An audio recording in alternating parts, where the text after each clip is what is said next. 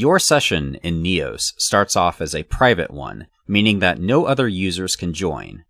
Whenever you or someone else either creates a new world or opens up the community hub, this purple disk called a session joiner will display the name of their world along with a bubble that shows a preview of what's inside. Anyone can double press their trigger button on these bubbles to join these sessions. After creating a world or joining one, if you press the trigger button on your right hand's orb, notice that this world has been added.